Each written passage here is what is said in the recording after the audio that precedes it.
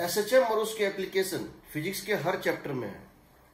हर chapter में physics के application और उसका एसएचएम का केस है, चाहे काइनेमेटिक्स हो, चाहे न्यूटन लॉज हो, फ्रिक्शन हो, स्प्रिंग हो, स्यूडो फोर्स हो, सर्कुलर मोशन हो, सेंट्रीफ्यूगल फोर्स हो, वर्क एनर्जी पावर हो, पोटेंशियल एनर्जी दिया हो फंक्शन ऑफ एक्स, ठीक है।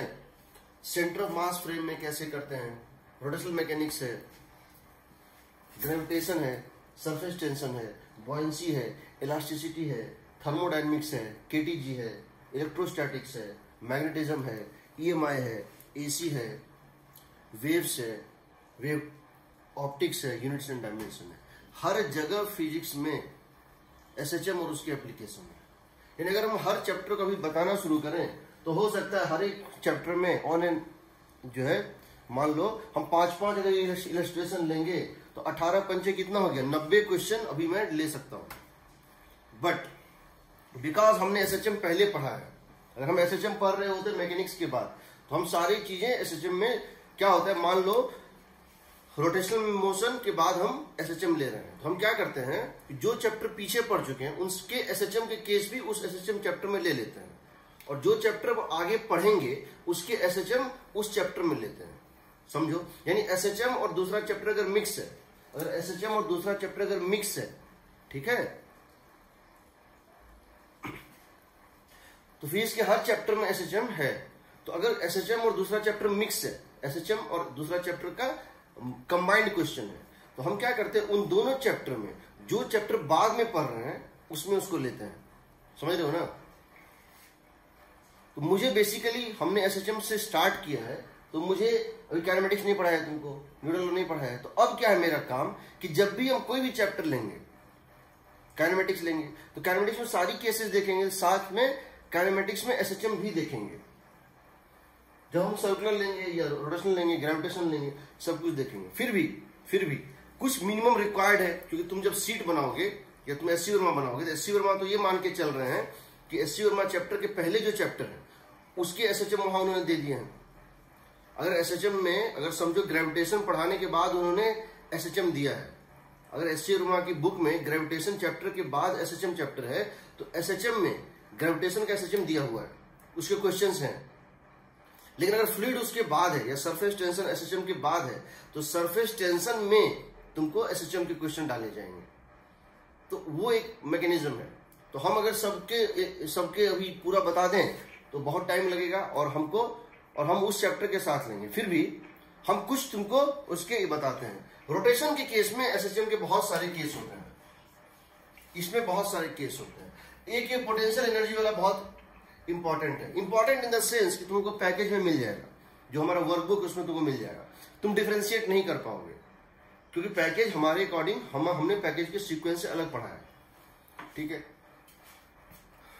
सरफेस टेंशन, बॉयंसी, इलास्टिसिटी ये उसी में देखेंगे, इलेक्ट्रोस्टैटिक्स, मैग्नेटिज्म उसी में देखेंगे, ईएमआई, एसी, वेव तो ये बता देता हूं। वेव्स पढ़ेंगे, वेव ऑप्टिक्स पढ़ेंगे, सब में इसका यूज करेंगे। एसएचएम का यूज सब जगह है, ठीक है। बल्कि मैं सबको टेबलेट कर बता रहा हूं ना, हर चैप्टर में एवरेज बताऊं 5-5 क्वेश्चन मैं निकाल सकता हूं एसएचएम जहां हो रहा होगा, ठीक है।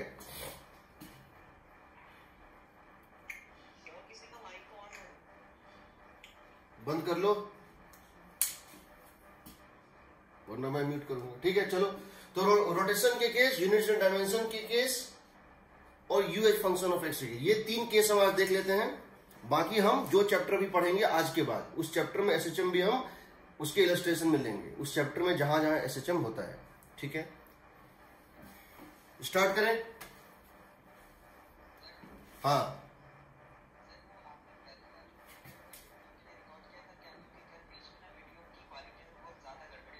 मैं कल की क्लास का बोल रहे हो? हाँ, कल की क्लास क्या हुई थी कि मेरा यूट्यूब पे मतलब वो मेरा सेटिंग गड़बड़ था। मतलब गड़बड़ इन द सेंस मैंने बोला मैं अभी नया शिफ्ट हुआ हूँ, मैं अभी मतलब फैमिली भी नहीं लाया हूँ, अकेला मैं आया हूँ। तो मैं एक टेम्पोररी रूम में हूँ, तो उसमें सेटअप सही से नहीं हो पाया था, इसीलिए कल जो है यूट्यूब पे रिकॉर्डिंग नहीं कर पाया क्योंकि स्टैंड नहीं था। स्टैंड जो होता है, आज यूट्यूब पे रिकॉर्डिंग हो रही है। कल की क्लास का और बोलोगे तो मैं उसकी दोबारा रिकॉर्डिंग करके यूट्यूब पे डाल दूंगा।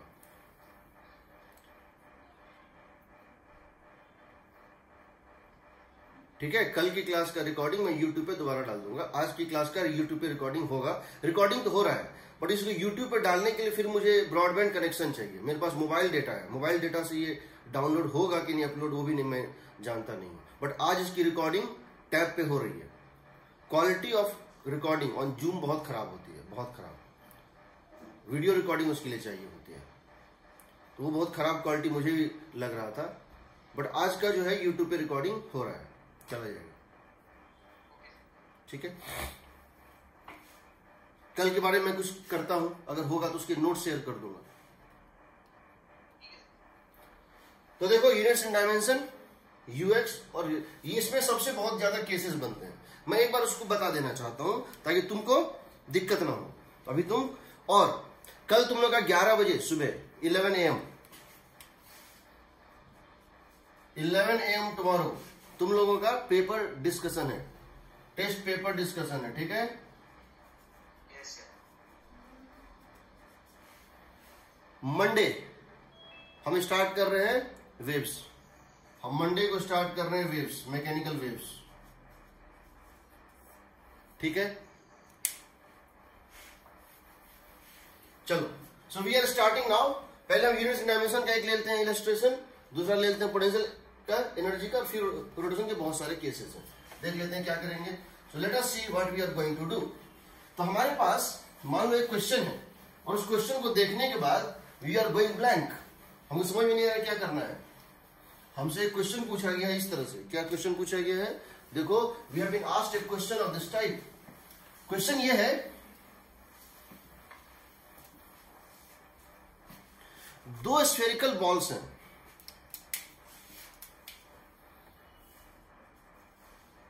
There are two spherical balls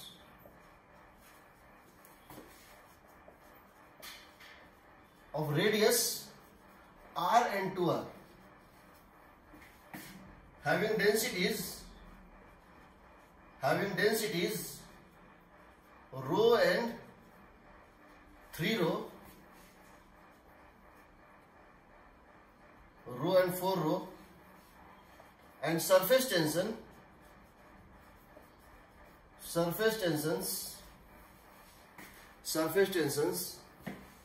suppose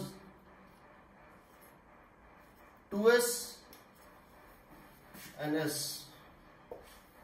ठीक, दो स्फेरिकल बॉल है and they are placed in gravity free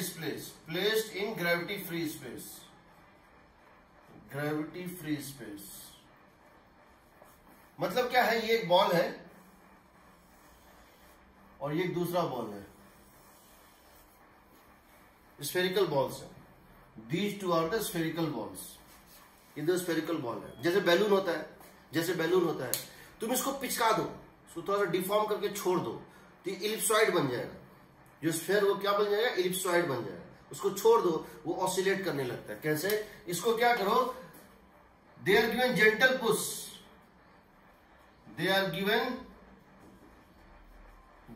push, यानी deformed into ellipsoid and left। तो होगा क्या, तुमने इसको ऐसे करके इलिप्सॉइड बना के छोड़ दिया, तुमने इसको ऐसे करके डिफॉर्म कर दिया, इलिप्सॉइड बना के छोड़ दिया, तो ये क्या कहलाएगा? इसका एक्सट्रीम पोजीशन। तुमने इसको डिफॉर्म करके यहां रेस्ट पे से छोड़ दिया। ये क्या करेगा? सरफेस टेंशन की वजह से अपना स्फेरिकल शेप गेन करेगा।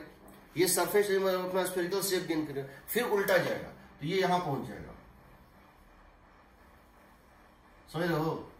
ये तुमने इसको यहां पे कॉम्प्रेस करके इलिप्सॉइड बना के छोड़ दिया तो क्या होगा? ये अपना शेप रीगेन करेगा सरफेस टेंशन की वजह से। लेकिन जब सरफेस टेंशन की वजह से ये स्फेरिकल होगा तो इसका स्पीड मैक्सिमम होगा, तो ये उसको क्रॉस कर जाएगा, फिर इलिप्सॉइड इस तरह बनेगा। ये एक एक्सट्रीम है और ये दूसरा एक्सट्रीम है, और स्फेयर जो है वो क्या है? Sphere is like it's mean position. It oscillates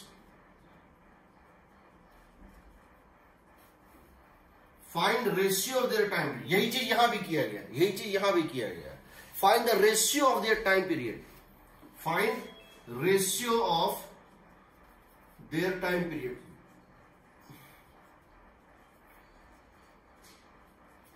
ठीक है, तो क्या करोगे, क्या करोगे? हाँ ध्यान।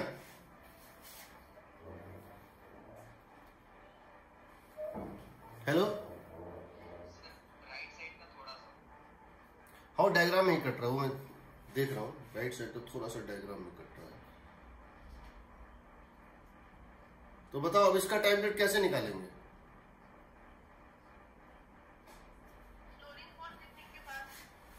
रेस्टोरिंग फोर्स लिखोगे? कैसे लिखोगे रेस्टोरिंग फोर्स, बताओ तो। जब ये इलिप्सॉइड शेप में है तो उसमें रेस्टोरिंग फोर्स कितनी होगी, कैसे निकालेंगे?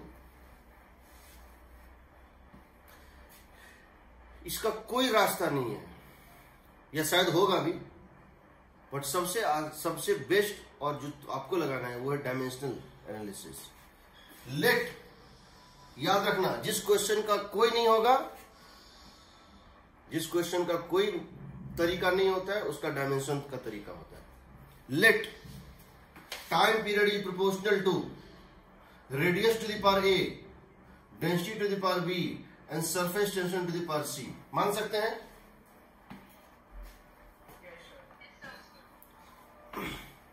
टाइम पीरियड का डाल दो, यहां पे कोई कांस्टेंट होगा के। टाइम पीरियड का डायमेंशन फॉर्मूला टी, रेडियस का एल, डेंसिटी का ml-3, मास per unit volume, surface tension होता है कितना, फोर्स पर यूनिट लेंथ, ये होता है ना, सरफेस टेंशन होता है force per unit length, mlt-2/L होगा ना, mt-2 to the power b। आप देखेंगे ये हो गया m to the power 0, l to the power 0, t to the power 1 is equal to m to B C, ये c होगा ना, हाँ, b plus C, m to the power b plus C, l to the power a-3b, t to the power -2c। Equate कर दो, -2c और 1 equal, तो c कितना हो गया, -12, 1 और -2c इक्वल। उसी तरह से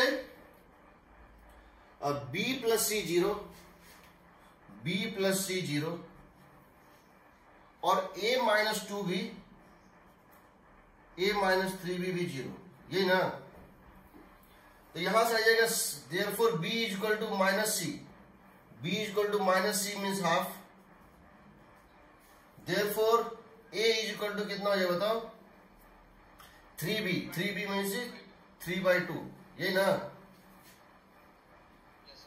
यानी आपके आगे time period is proportional to radius to the power a, radius to the power a means 3/2, radius to the power 3/2, density to the power b, b means 1/2 by surface tension to the power c, surface tension to the power c means -half, तो surface tension to the power half, ये ना। अब आपको R1 R2 का ratio दिया हुआ है, इसका रेशियो दिया हुआ आप निकाल सकते हैं, ठीक। तो जिस क्वेश्चन का कोई मेथड नहीं होता, पूरी फिजिक्स की बात बता रहा हूं, स्टोक्स लॉ हम डिराइव करते हैं 6 पाई ईटा RV। स्टोक्स लॉ क्या होता है, स्फेरिकल बॉल किसी विस्कस लिक्विड में चलता है, उसका फॉर्मूला आता है विस्कस फोर्स का 6 पाई ईटा RV। उसका तरीका डेरिवेशन जो है डायमेंशन से ही है। डायमेंशन का बहुत बड़ा यूज होता है, जब पढ़ाऊंगा तब बताऊंगा, डायमेंशन का बहुत बड़ा यूज होता है, तो इसको याद रखना। अगर किसी क्वेश्चन में पूछा गया है और आपको लग रहा है कि वो क्वेश्चन बन नहीं सकता है, वो क्वेश्चन बनाना कुछ आइडिया क्लिक नहीं हो रहा है, अगर किसी क्वेश्चन में कोई आइडिया क्लिक नहीं हो रहा है तो try it by dimensional method, answer आ जाएगा, ठीक है। दूसरी बात,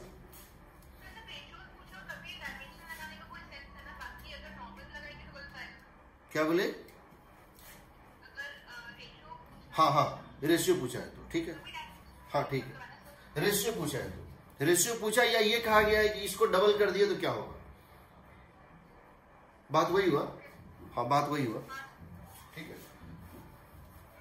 या फिर अगर एक अननोन क्वेश्चन है, यही क्वेश्चन होता, इसके 4 एक्सप्रेशन दिए होते option A, option B, option C और डी, और पूछा गया होता इन चारों में से कौन सा ऑप्शन इसका टाइम पीरियड है, और नहीं निकल रहा है, तो जो ऑप्शन डायमेंशनली मैच होगा, क्योंकि टाइम पीरियड निकालना है ना, तो जिस ऑप्शन का डायमेंशनल फॉर्मूला टी होगा वही होगा, बाकी तो सब गलत होगा। और अगर एम्पलीट्यूड पूछा गया है तो उस ऑप्शन का डायमेंशनल फॉर्मूला क्या होगा, उसका डायमेंशनल फॉर्मूला एल होगा, तो उससे हम कर सकते हैं। ठीक है, चलो दूसरा, अगर कभी आपको potential energy they they function of x और तब पूछे कि कैसे होगा, उसका टाइम पीरियड निकालने के लिए कहा जाए तो, जैसे अगर आपसे ये पूछा जाए अगर पोटेंशियल एनर्जी दे के पूछेगा तो क्या करेंगे, देखो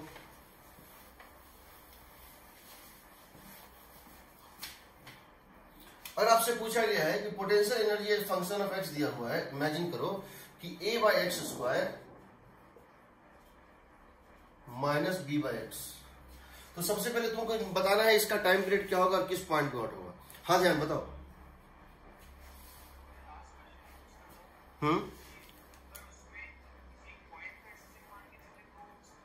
सब पॉइंट का एसएचएम का टाइम पीरियड सेम आएगा, एम्पलीट्यूड भले हर पॉइंट के अलग अलग हो, बट एसएचएम में सबका टाइम पीरियड सेम आएगा, सब एक साथ रुकेगा, एक साथ सब मीन पोजीशन को क्रॉस करेगा। बट निकालोगे कैसे? हाँ कर सकते हो, बट करोगे कैसे? अगर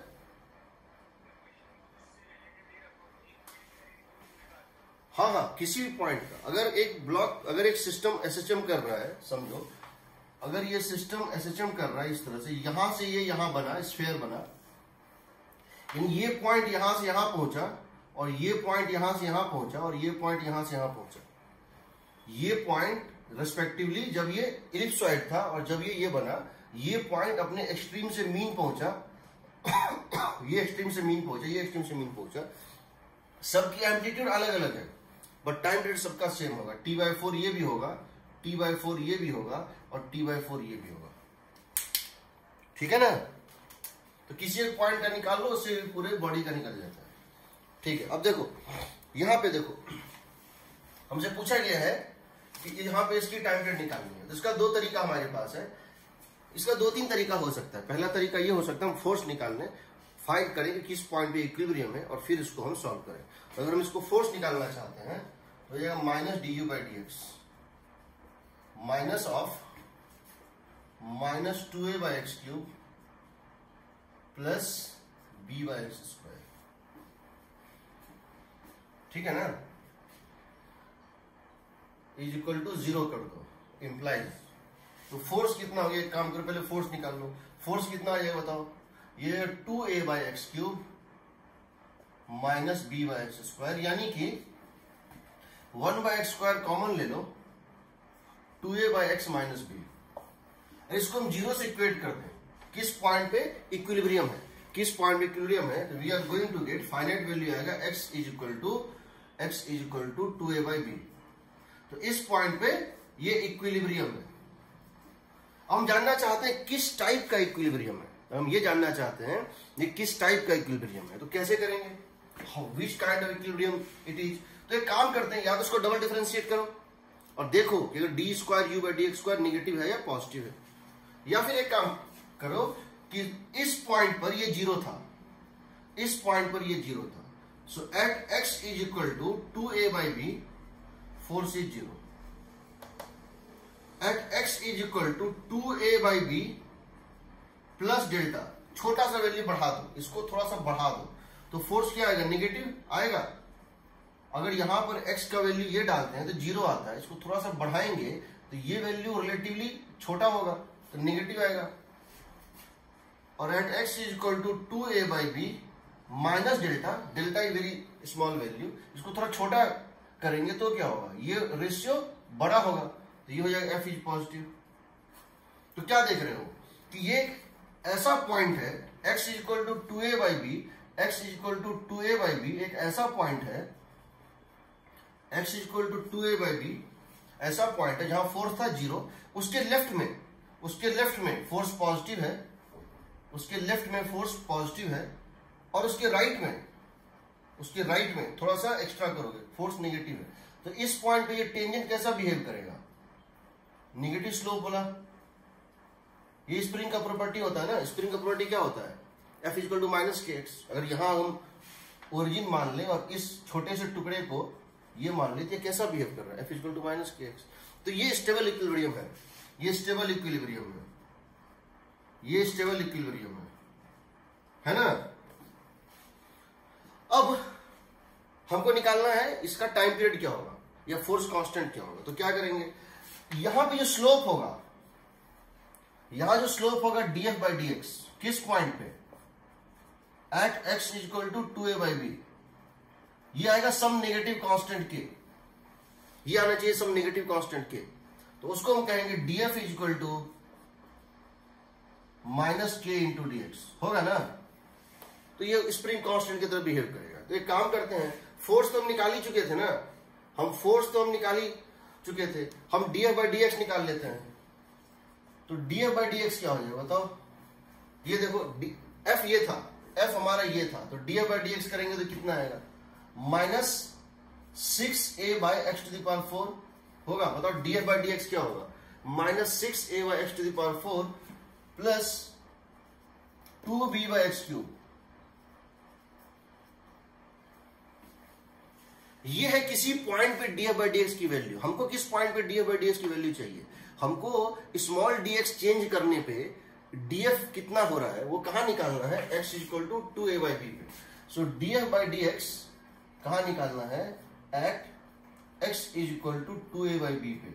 सो that would become equal to कितना है बताओ, minus 6a by 2a by b whole to the power 4, कितना है बताओ, 2a by b whole to the power 4। यह काम करो, पहले यहां पे x1 by x cube common ले लो, 2 बाई एक्स क्यूब कॉमन ले लो, तो कितना हो जाएगा, b minus 3a bye x, होगा ना। तो इसकी वैल्यू अगर हम निकालें x equal to 2a by b पे, इस पॉइंट पे, तो कितनी आएगी देख लेते हैं। That would become equal to 2 by x cube का मतलब है 2a बाई b का whole cube, b minus 3a by 2a by b, and that will become equal to,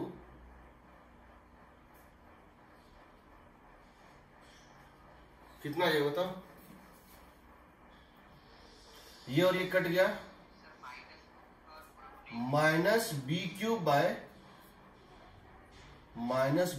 bye sorry पहले b cube by 4a cube, b cube by 4a cube into ये होगा minus of b bye 2 ना, सही है, b bye 2, ये होगा minus b to the power 4 by 8a cube, सही है। यानी कि तुम्हारा स्प्रिंग कांस्टेंट कितना निकलेगा, देयरफॉर यहां पे स्प्रिंग कांस्टेंट क्या होगा, देखो ये आ रहा है minus b by 8a cube. तो इसका मतलब तुम्हारा df कितना आ गया बताओ, तुम्हारा df आ गया near this point, at this point df is equal to minus b to the power 4 by 8a cube times of df, सही है। ये हो गया स्प्रिंग कांस्टेंट के। इसका दूसरा मेथड भी था हमारे पास, इसका दूसरा मेथड भी है, बहुत सारा मेथड, इसका 4-5 मेथड है। यहां कोई डाउट किसी को, ठीक है। अब देखिए रोटेशन के केसेस में एसएचएम के बहुत सारे इलस्ट्रेशन होते हैं जहां रोटेशन भी इन्वॉल्व होता है। चूंकि हम रोटेशन चैप्टर भी पढ़े नहीं है, फिर भी तुम जितना जानते हो उसके बेसिस पे हम बताना चाहते हैं रोटेशन में इलस्ट्रेशंस क्या क्या होता है, ठीक है। रोटेशन में इलस्ट्रेशंस क्या क्या होता है,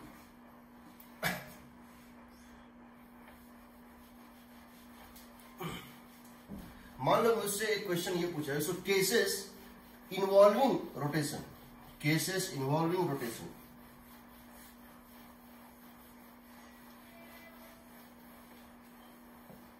और कई बार ऐसा होता है आपको एनर्जी मेथड बेटर पड़ेगा और कई बार आपको फोर्स मेथड बेटर पड़ेगा। देखो पहला, सो रोटेशन में क्या क्या होता है, रोटेशन जिसमें इन्वॉल्व होता है, SHM इन्वॉल्विंग रोटेशनल मोशन। पहला, मान लो तुमको कहा गया ये एक प्लेट है,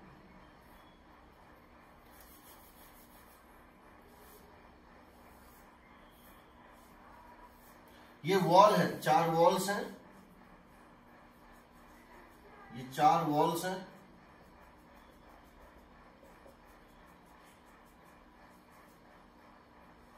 और यहां पर एक स्क्वायर प्लेट है,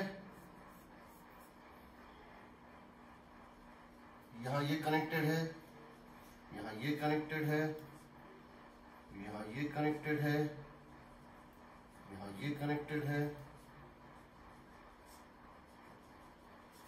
ठीक है।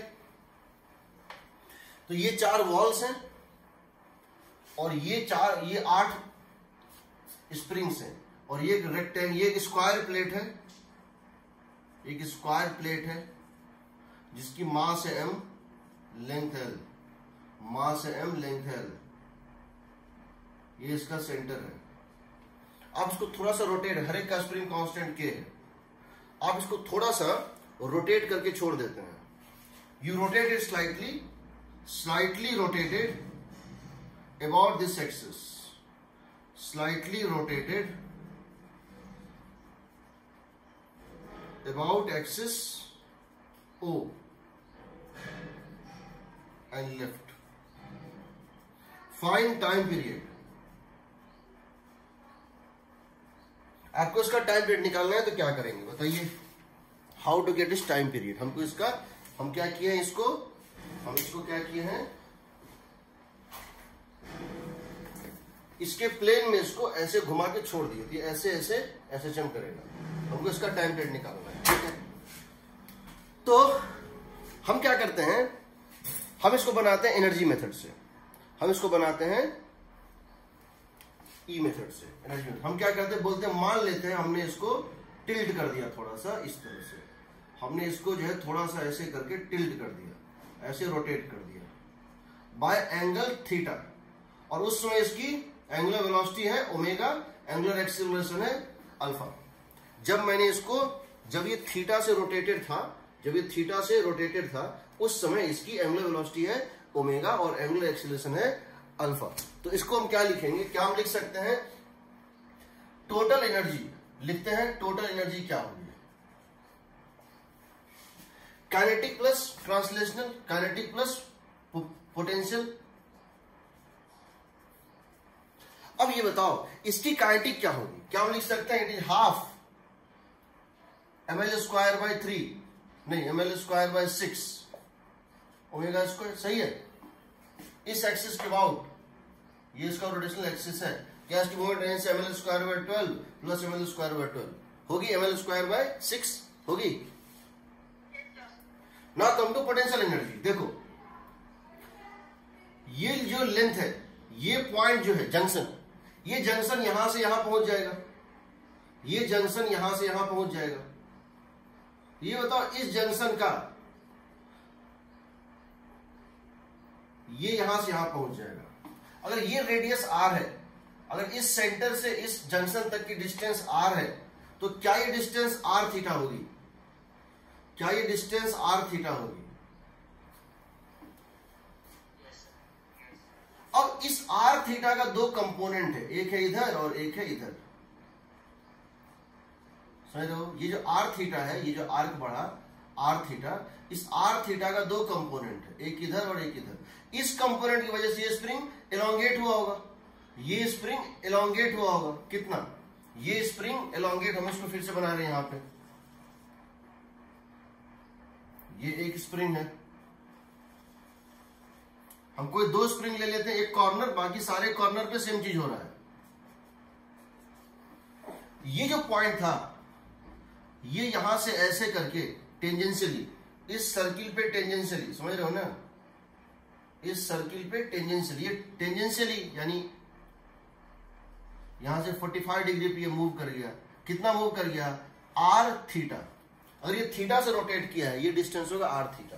तो समझो इसका 2 कंपोनेंट है, एक इधर है और एक इधर है, ये होगा r थीटा बाय √2 और ये हो जाएगा r थीटा बाय रूट 2, होगा ना। ये स्प्रिंग एलोंगेट कर गया कितने से, r थीटा बाय रूट 2, और ये कितने से एलोंगेट कर गया, कॉम्प्रेस हो गया। ये एलोंगेट हो गया, यहां से यहां तक जाने में ये एलोंगेट हो गया, और ये क्या, इसका लेंथ घट गया, देखो इसका लेंथ घट गया, इसका लेंथ बढ़ गया, r थीटा बाय 2। जहां r की वैल्यू क्या होगी, सो बताओ व्हाट इज r। क्या हम लिख सकते हैं, r is half of this diameter. r की वैल्यू होगी l root 2 by 2, l by root 2, होगा ना। That means this is equal to r theta by 2 means l theta by 2, सही है। r के बदले l बाय रूट 2 डाल दिए, तो समझो ये स्प्रिंग क्या हो गया, इलोंगेटेड, ये स्प्रिंग कितना हो गया, compressed by l theta by 2।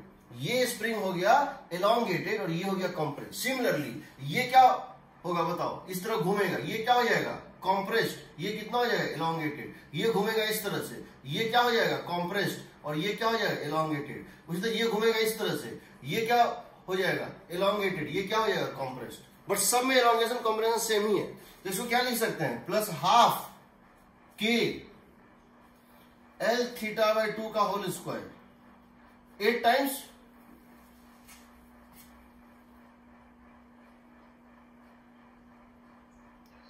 ठीक।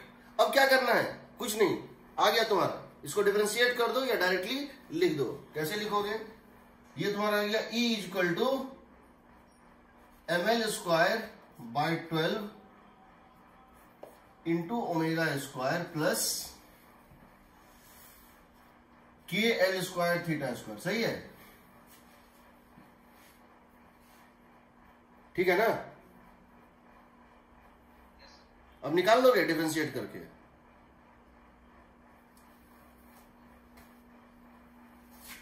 दो तरीका है तुम्हारे पास, दो तरीका है। एक तो यह है कि डीई बाय और डी टी कितना हो जाएगा बताओ, ml स्क्वायर बाय 12 बाहर, ml स्क्वायर बाय 12 बाहर, 2 omega into D omega by d T alpha, होगा ना, प्लस के एल स्क्वायर बाहर, 2 theta D theta by d T omega. इसको किससे इक्वेट कर दोगे, 0 से करोगे ना। तो यहां पर देखो क्या होगा, ओमेगा कॉमन आगे कट जाएगा, ओमेगा कॉमन आगे कट जाएगा, तो कितना आ जाएगा बताओ, ये 2 और ये कट गया, तो हो जाएगा ml square by 6 alpha is equal to minus of ml square by 6 alpha is equal to minus of k l square 2 theta. यहां से आएगा देखो एल स्क्वायर कट गया, alpha is equal to minus 12 k bye M into theta, सही ना। Compare कर दो, किससे कंपेयर कर दो, alpha is equal to minus omega square theta, alpha is equal to यहां से ओमेगा हो जाएगा under root 12 k bye M, ठीक है। तो ऐसे कोई भी क्वेश्चन हो तो इसमें इस तरह से बनाते हैं। दूसरा ले, शुड वी टेक दिस, हाँ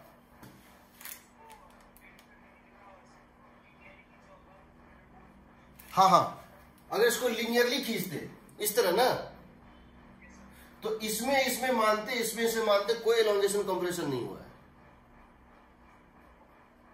समझ रहे हो ना। क्या चीज,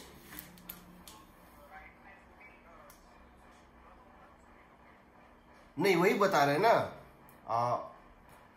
under tending to zero, under tending to zero नहीं होता। जब एक सर्कुलर मोशन का केस होता है, याद रखना, जो यहां से यहां जाते हो ना, स्मॉलर देन द स्मॉलेस्ट, तो रेडियस वही रहता है, समझ रहे हो।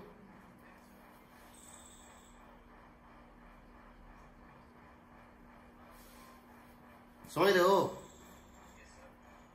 रेडियस वही रहता है।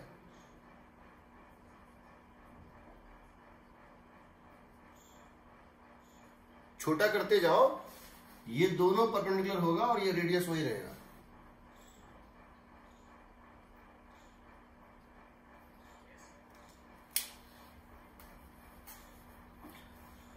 अगला देखो,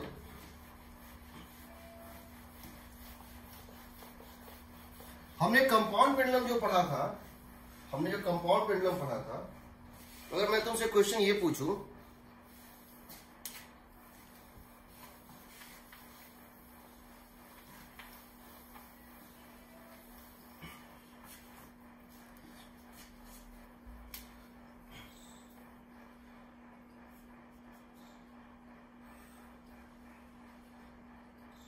ये एक लाइट रॉड है, मासलेस रॉड है, ठीक है, और ये एक हॉलो स्फीयर है।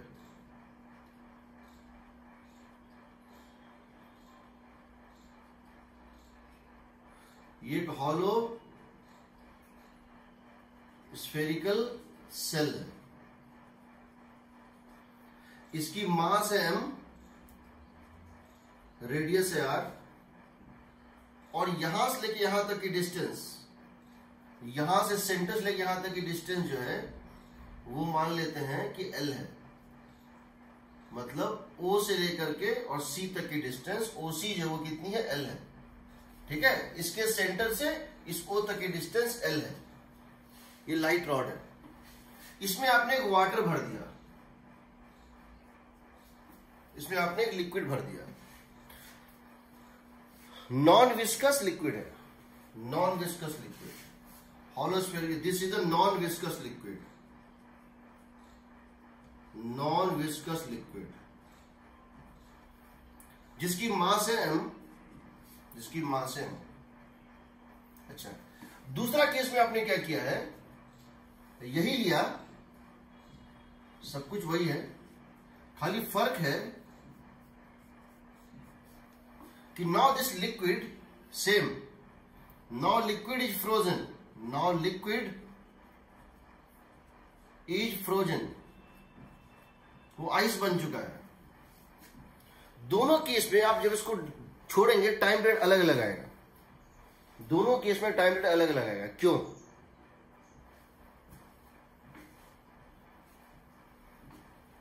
दोनों केस में टाइम पीरियड अलग अलग आएगा, क्यों बताओ? सेंटर ऑफ मास,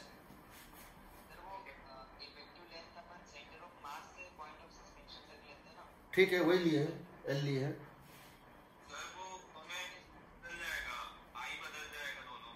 आई क्यों बदल जाएगा, वही मैं जानना चाह रहा हूँ।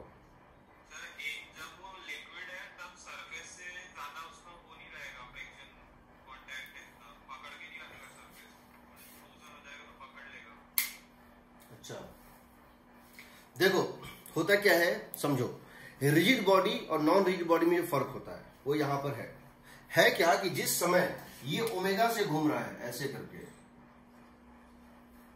उस समय ये रोटेट नहीं कर रहा है, नॉट रोटेटिंग, यानी इसकी स्पीड कितनी होगी, ओमेगा एल, इसकी स्पीड कितनी होगी, ओमेगा एल, इसकी स्पीड कितनी होगी, ओमेगा एल, इसकी स्पीड कितनी होगी, ओमेगा एल, इसकी स्पीड क्या होगी, ओमेगा एल। इसका मतलब है पूरी की पूरी जो कंटेनर है वो तो रोटेट कर रही है। कंटेनर में क्या है बताओ, इस पॉइंट की स्पीड, इस पॉइंट से फर्क है ना, कंटेनर में इस पॉइंट की स्पीड थोड़ी कम होगी, इसकी स्पीड थोड़ी ज्यादा होगी, तो कंटेनर जो है रोटेशनल मोशन में है। इसको समझने का दूसरा तरीका यह भी है कि अगर आप इसमें देखें, अगर आप पाएंगे कि अगर हम यहां पर एक लाइन ड्रॉ कर रहे हैं, जैसे ये मान लो पॉइंट P है और ये मान लो पॉइंट Q है, किसका, कंटेनर का, सही हो ना, ये पॉइंट P है और ये पॉइंट Q है। तो जब ये वर्टिकल होगा इस तरह से, तो तुम देखोगे कि पॉइंट P पहुंच गया यहां पर और पॉइंट Q है यहां पर, समझ रहे हो? इसका मतलब पॉइंट P और Q का ओरिएंटेशन बदल रहा है। लेकिन इस लिक्विड में अगर ये पॉइंट है P डैश और ये पॉइंट है Q डैश, तो जब यहां पहुंचेगा तो P डैश लिक्विड का अभी भी यहीं रहेगा और Q डैश अभी भी यहीं रहेगा। यानी कि जब ये बॉडी, समझो, जैसे ये देखो, ये रखा हुआ है, मैं इसको रोटेट कर रहा हूं, मैं इसको, या यूं समझो कि मैं इसको रोटेट कर रहा हूं, बट इसमें लिक्विड रोटेट नहीं कर रहा है, लिक्विड इसमें फ्रोजन नहीं है। हो सकता है हो क्या रहा है, समझो कि ये पूरा बॉडी, इस बॉडी के अंदर ये बॉल है, इस स्फीयर के अंदर ये बॉल है, ये स्फीयर घूम गया, बट ये बॉडी इसके अंदर, सेंटर तो इसका चल रहा है बट स्टैग्नेंट है, ये घूमा नहीं, जैसे था वैसे रहा। यानी अगर तुम इस बॉल की को देखोगे, उसको देखोगे, फर्क क्या होगा बता रहा हूं। बॉल जो कंटेनर था वो इस तरह से था, इस कंटेनर का एक पॉइंट P है, एक पॉइंट Q है। जब ये यहां पहुंचेगा, कंटेनर जब कंटेनर यहां पहुंचेगा तो पॉइंट P यहां होगा, पॉइंट Q यहां होगा, और जब कंटेनर यहां पहुंचेगा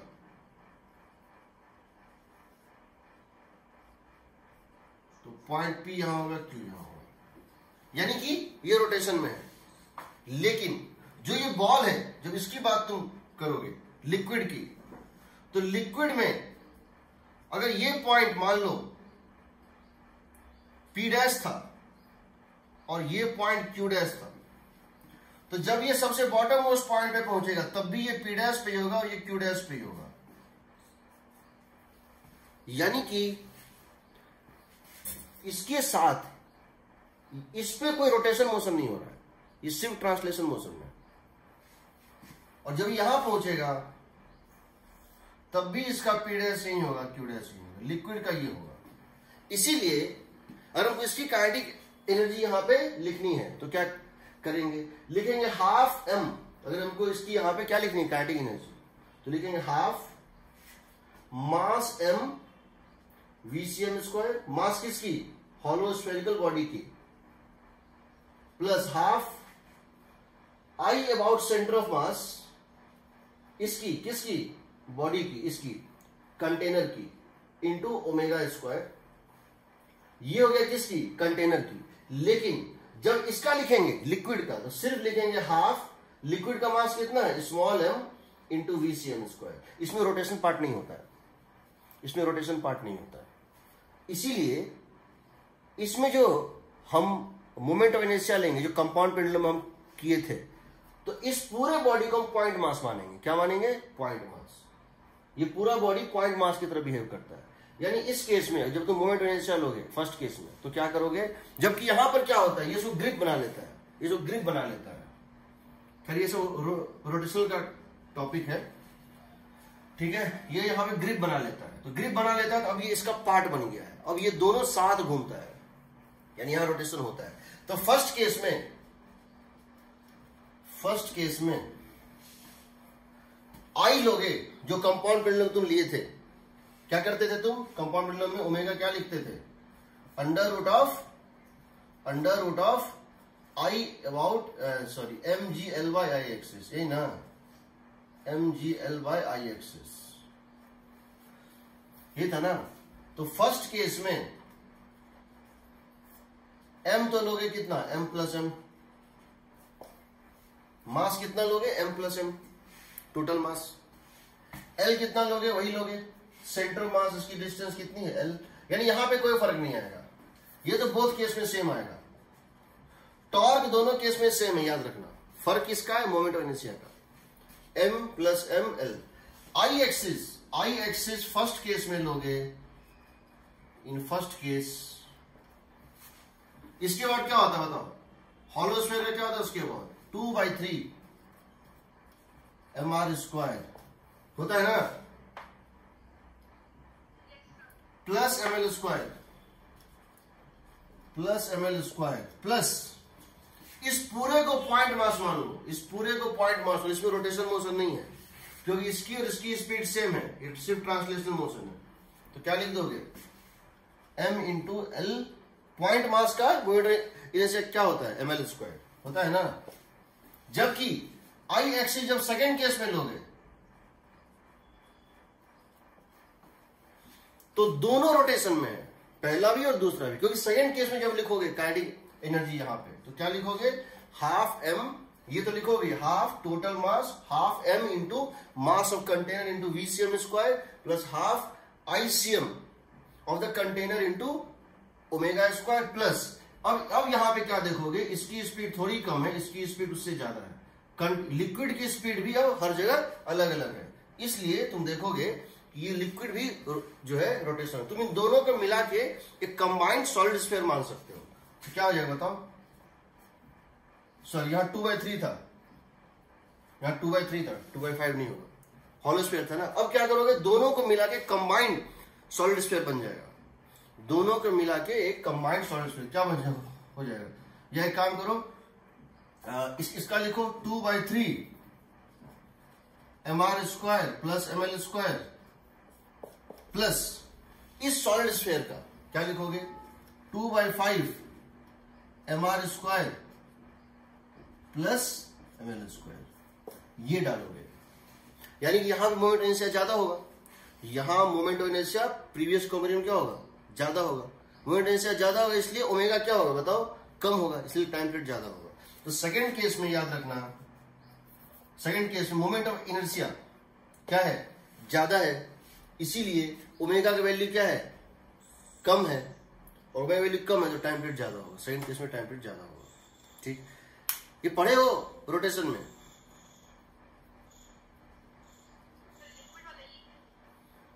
ये सब जो होता है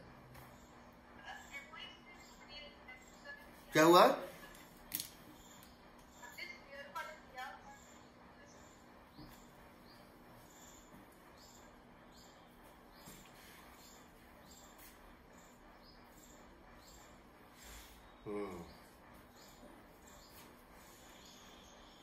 देखो एक इंस्ट्रूमेंट होता है, उसमें क्या होता है कि जैसे मान लो ये इंस्ट्रूमेंट है, कैसे बनाऊं मैं, इसलिए एक मिनट रुक जाओ।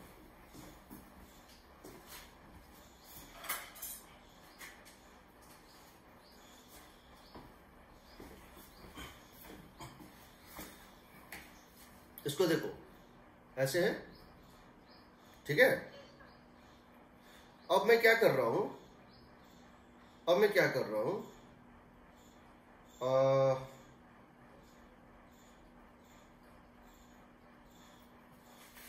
अब मैं इसको सर्कुलर मोशन में घुमा रहा हूं ऐसे, ठीक है। क्या कैंची रोटेट कर रहा है, नहीं कर रहा है ना, नहीं कर रहा है, इसका मतलब क्या हुआ, या मैं इसको ऐसे भी कर सकता हूं,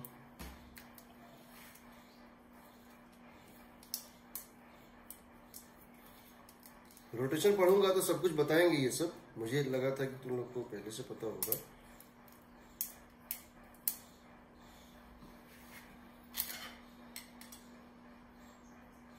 ये है इस तरह, ठीक है। और अब ये जो है ना रोटेशन कर रहा है, कैसे बताऊंगा तुमको, समझ रहे हो, ये रोटेशन कर रहा है, पर ये रोटेशन नहीं करेगा। लेकिन इसको वेल्डिंग कर दें, इसको वेल्डिंग कर दे तो ये भी रोटेशन करेगा। तो दोनों में फर्क होता है। फर्क क्या होता है, रिजिड बॉडी में क्या होता है, किस बॉडी को रिजिड बॉडी का रोटेशन का डिफिनेशन हो, ये क्वेश्चन आईटी में पूछा हुआ था, ये तो प्रीवियस जेई क्वेश्चन है, 3-4 साल पहले या 5 साल पहले आया था, ठीक है, देख लेना एक बार। चलो नेक्स्ट क्वेश्चन देखो। अब ये बताओ कि अगर तुमसे मैं ये पूछूं,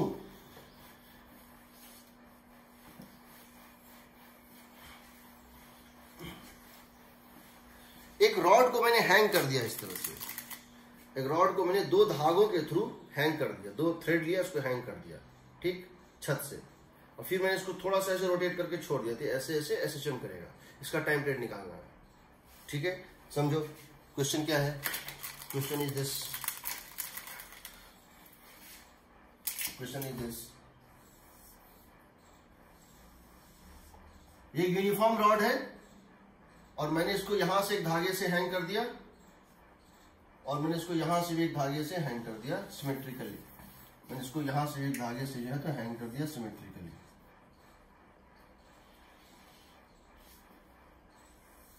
2 थ्रेड लिया और उसको हैंग कर दिया। ठीक है, दिया हुआ है इसकी मास है m, लेंथ l, इसकी हाइट है h, इसकी हाइट है h।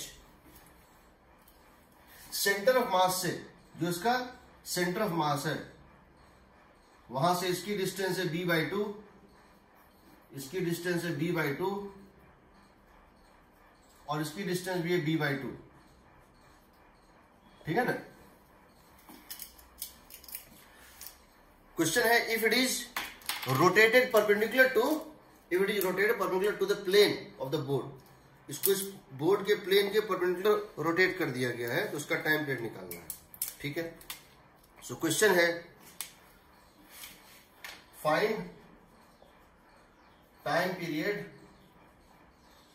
ऑफ एंगुलर ऑसिलेशंस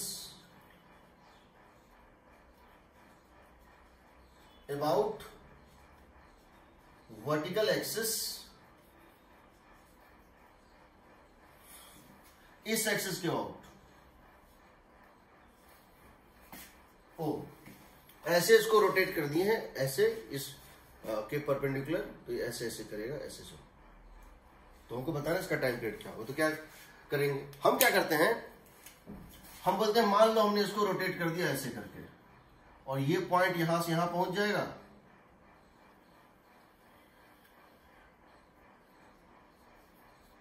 और ये पॉइंट यहां से यहां पहुंच जाएगा। इसको हमने क्या किया, ऐसे करके रोटेट कर दिया, ऐसे करके। ठीक है,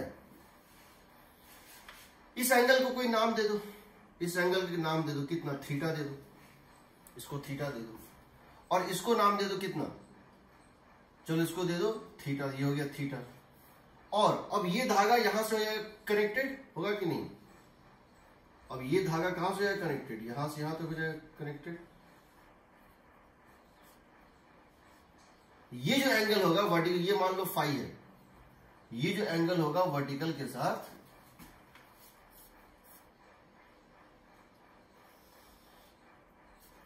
ये मान लो फाई है। समझ रहे हो मैं क्या बोल रहा हूं।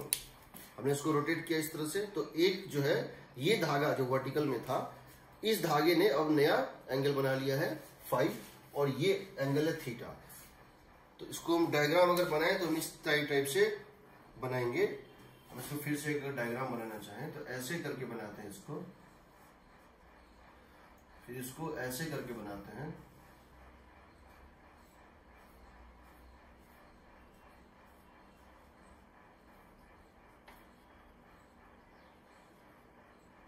ये इस तरह से था, अब ये इस तरह से है, ये तो एक्सिस है, ये पहले इस तरह से था और अब ये कहीं इस तरह से है।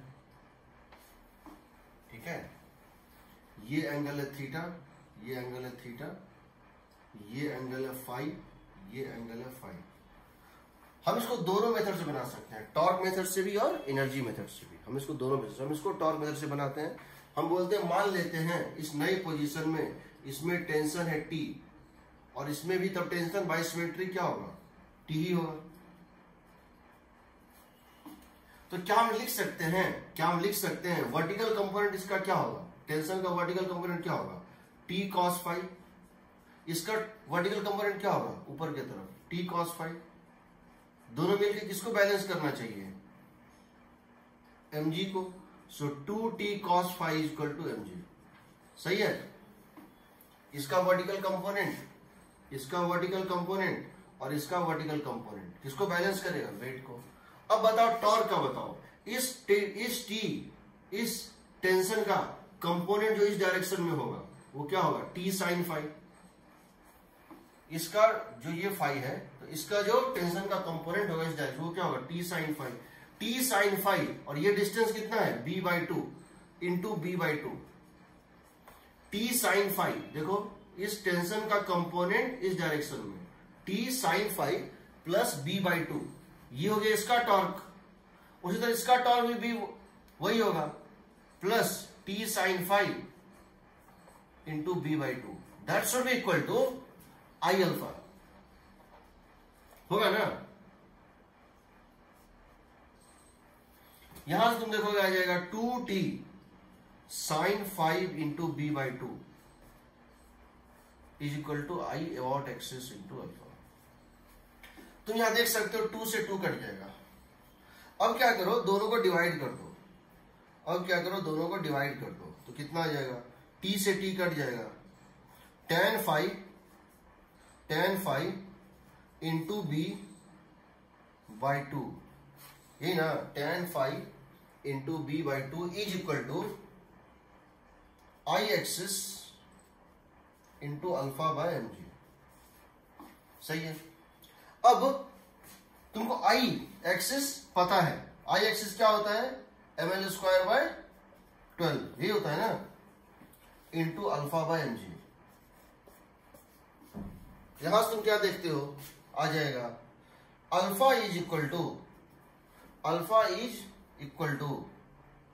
12g into b, 12g into b, tan 5 को 5 मान लो, by 2 times of l square. सही है।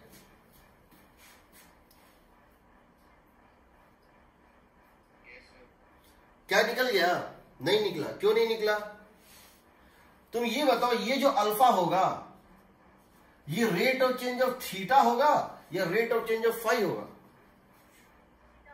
थीटा होगा ना, तो यहां तो फाई आया है ना, अब फाई को थीटा में कन्वर्ट करना है, तो क्या क्या करोगे, ये देखो ये लेंथ कॉमन है, देखो ये जो आर्क है, ये जो आर्क बन रहा है जिसकी रेडियस कितनी है h, ये जो एक आर्क बन रहा है और ये जो एक आर्क बन रहा है, इसमें ये साइड कॉमन है, तो h इंटू फाई किसके इक्वल होगा, तो ये अगर इसको सेंटर मानो और इसको एक सर्कुलर आर्क मानो, रेडियस मानो h को, तो ये लेंथ कितना आएगा, h इंटू फाई। जबकि अगर तुम इसको रेडियस मानो और इसको थीटा मानो, तब कितना आएगा, arc length b by two into theta आएगा। तो यहां से तुम फाई को लिख सकते हो, phi is equal to b by two h into theta.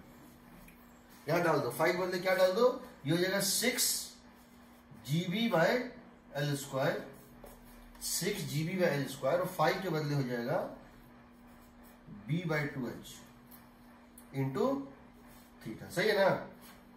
अब तुम्हारा आ गया अल्फा, और ये जो है d square theta by d t square, minus sign तो है ही क्योंकि वो अपोजिट होता है, ये हो जाएगा -3GB square minus 3GB square by h l square.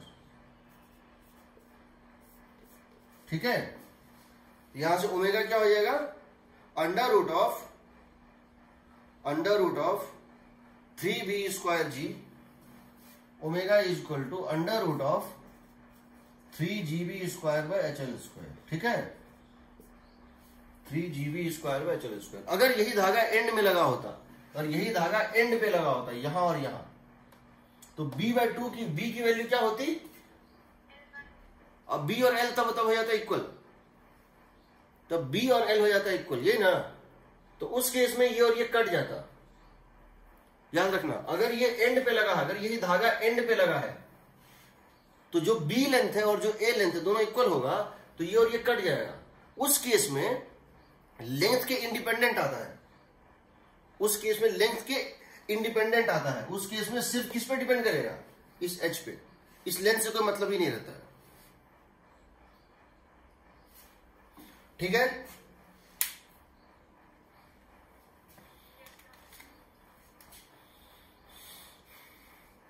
अगला क्वेश्चन,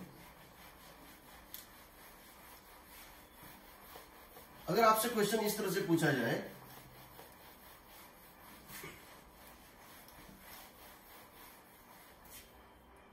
तो आपसे क्वेश्चन इस तरह से पूछूं मैं कि मान लो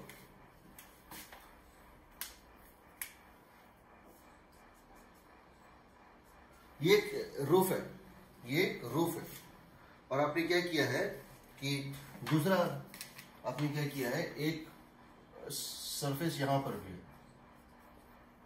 एक धागा यहां से बांधा और एक धागा यहां से बांधा, एक धागे को यहां से बांधा और एक धागे को यहां से बांधा।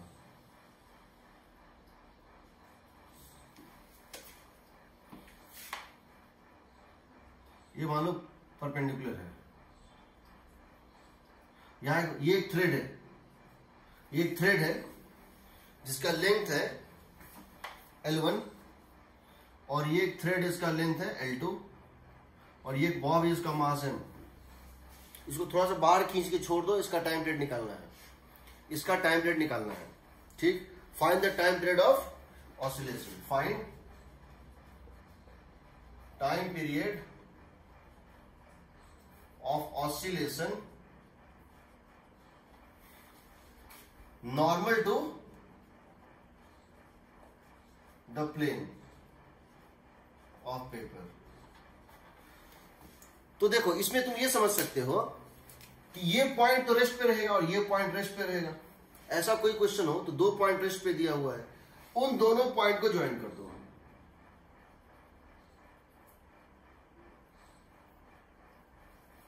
समझ रहे हो, इन दोनों पॉइंट को ज्वाइन कर दो, जो पॉइंट रेस्ट पे था और जो पॉइंट रेस्ट पे था दोनों को ज्वाइन कर दो। और इसको मान लो छत है, इसको क्या मान लो, ये छत है, take it as the roof.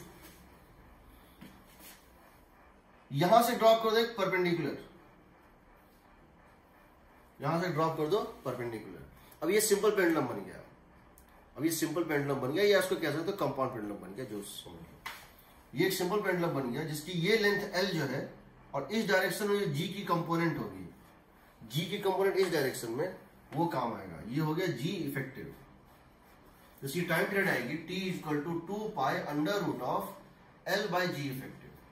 L क्या है, इसके इसके बीच का परपेंडिकुलर डिस्टेंस है, L इसके और इसके बीच का परपेंडिकुलर डिस्टेंस है। अब इसको कैसे निकालेंगे, अब सवाल है L और G इफेक्टिव कैसे निकालेंगे। तो L और G इफेक्टिव निकालने के लिए हम जानते हैं कि हमको क्या जानना है, ये तो इसके ऊपर परपेंडिकुलर है, हमको बेसिकली पहले तो ये एंगल जानना है। अगर हम ये एंगल जान लेते हैं तो क्या हम कह सकते हैं, ये एंगल हम जान लेते हैं जिस पर ये एंगल, तो ये पता चल गया। तो क्या G इफेक्टिव हो जाएगा G cos थीटा, क्या G इफेक्टिव हो जाएगा G cos थीटा हो जाएगा।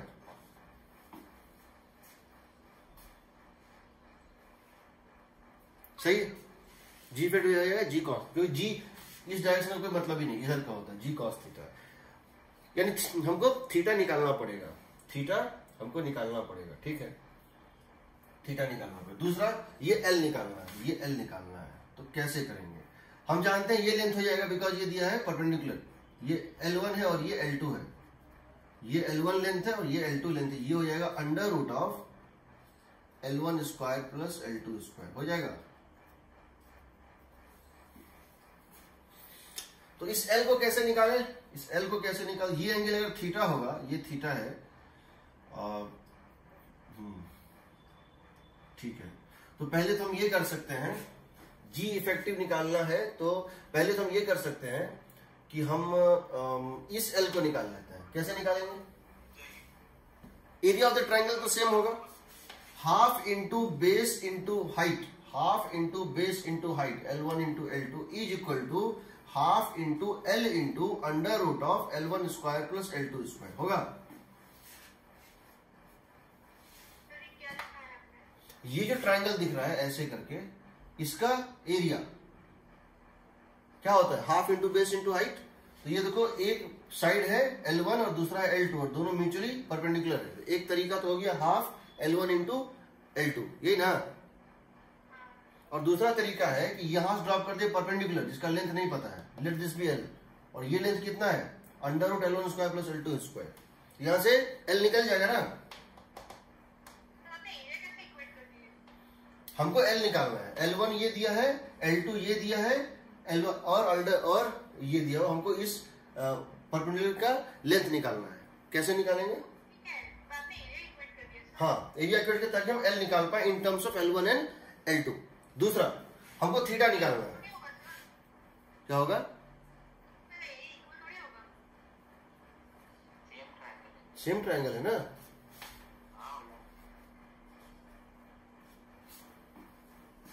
ट्रायंगल ABC का एरिया मैंने 2 तरीके से निकालना है।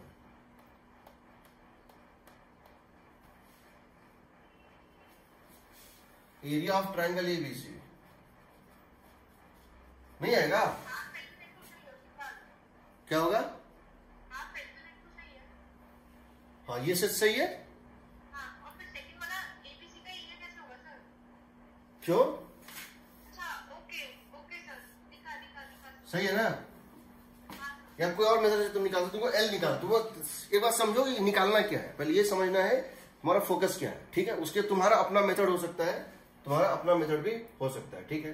दूसरा ये निकल गया। दूसरा क्या करना है, जी इफेक्टिव निकालना है। जी इफेक्टिव में हमको चाहिए कि ये जो डायरेक्शन है ये वर्टिकल के साथ कितना एंगल बना रहा है, तो जी कॉस थीटा आ जाएगा।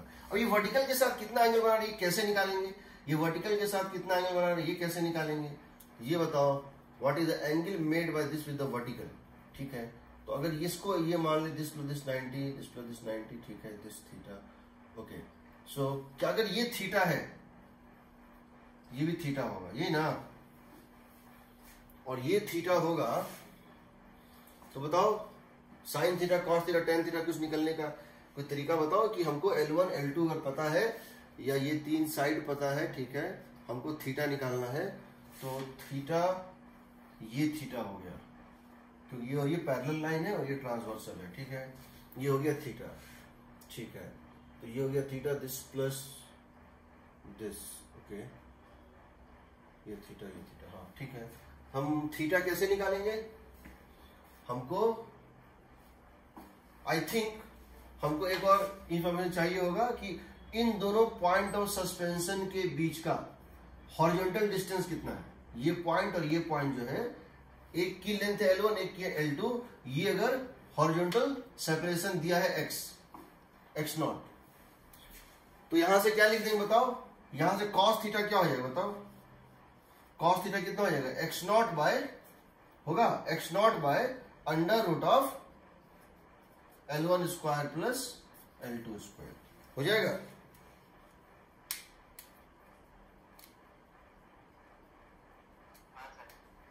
ठीक है, चलो नेक्स्ट देखो। अगर तुमसे क्वेश्चन ये पूछा जाए तो ये याद रखना, ऐसा कोई क्वेश्चन दिख जाए कहीं, वैसे दिखता नहीं है, जनरली दिखता नहीं है, लेकिन अगर दिख जाए तो दो पॉइंट को ज्वाइन कर देना जो रेस्ट पे है, ठीक? और उसके बाद उसके परपेंडिकुलर उसको क्या करना, उसको मान लेना एक्सिस और उसके परपेंडिकुलर लेंथ मान लेना पॉइंट तक का, और उसको फिर ये मान के बना देना। अगला क्वेश्चन अगर तुमसे ये पूछा जाता है, क्या पूछा जाता है, you are asked question like this that ये एक हेमीस्फेरिकल फिक्स्ड बॉल है और इसमें एक रॉड ऐसे रखा हुआ है, हेमीस्फेरिकल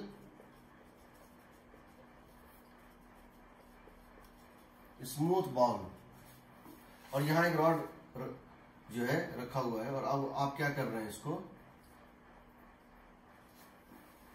इसको हम थोड़ा सा रोटेट करके छोड़ दो, ये एसएचएम करेगा, इसको थोड़ा सा रोटेट करके छोड़ दो, ये ऐसे ऐसे, ये ऐसे ऐसे एसएचएम करेगा, it is going to do SHM like this. इसको थोड़ा सा रोटेट करके छोड़ दो, ये ऐसे ऐसे, इसका टाइम पीरियड निकालना है, ठीक है? तो क्या करोगे, इसको क्या मान लोगे, इसकी मास है m, इसकी रेडियस है r, इसकी मास है m, लेंथ है l,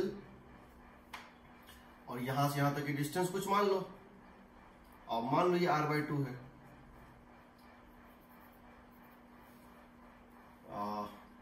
ये काम करो, इसकी मास है m और लेंथ है मान लो, इसकी भी लेंथ है r/2 ही मान ले, r/2 हो जाएगा, r और मास m, लेंथ है, लेंथ की वैल्यू दी हुई है, मान लेते हैं r, लेंथ की वैल्यू क्या दी हुई है, r दी हुई है, तो बताना इसका टाइम पीरियड क्या होगा। तो क्या करोगे, तुम जानते हो कि जब तुम इसको यहां से टिल्ट करोगे इस तरह से, जब तुम इसको यहां से ऐसे करके, जब तुम इसको टिल्ट करोगे ऐसे करके, तो होगा क्या कि इसकी वेलोसिटी किसी इंस्टेंट पे टेंजेंशियली होगी, इसकी वेलोसिटी कहीं टेंजेंशियली होगी, तो इसका प्योर एक्सिस ऑफ रोटेशन यहां होगा, यानी ये हमेशा इसके अबाउट क्या होगा, रोटेट करता रहेगा, करेगा ना, करेगा।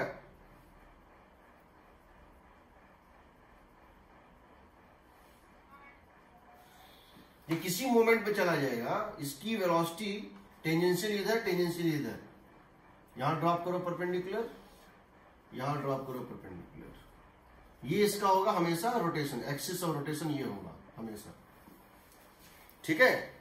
तो ये कैसा बिहेव कर रहा है, ये कैसा बिहेव कर रहा है, it is behaving like a physical pendulum, it is behaving like a compound pendulum, it is compound pendulum. So omega कितना हो जाएगा बताओ, under root of mgl by I axis, यही ना, ये इसका पॉइंट ऑफ सस्पेंशन। मास हो गया m, यहां से यहां तक की डिस्टेंस, इसको बोलेंगे सेंटर ऑफ मास की डिस्टेंस ना, कितनी आएगी बताओ, कितनी आएगी? हाँ अच्छा, अभी दिख रहा है?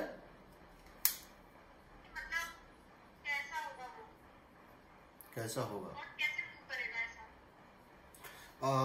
कैसे मूव करेगा? जैसे कोई कर्व सरफेस पे इसको रखे हुए, उसको थोड़ा टिल्ट करके छोड़ देंगे, ये फिर वापस आएगा, फिर ऐसे जाएगा, फिर ऐसे जाएगा, ऐसे। हाँ, रॉड को ऐसे करके उठा के छोड़ दिया, एक पॉइंट को इसके नीचे दबा दिया, एक पॉइंट को ऊपर कर दिया, एक को नीचे दबा दिया और छोड़ दिया, ये वापस आ जाएगा ऐसे ऐसे। इसका टाइम पीरियड निकालना है। इसका अगर मोशन देखोगे, तो ये हमेशा इस एक्सिस को घूमता रहेगा, ऐसा लग रहा है ये स्विंग कर रहा है इसके बाद, सही है ना? तो उस केस में ये कंपाउंड mgl, ये l कितना है बताओ, ये डिस्टेंस है r, ये r/2, ये कितना हो जाएगा, √3r/2 होगा। ये डिस्टेंस है r, ये रेडियस है r, ये यहां से यहां तक की रेडियस है r। सर देखो,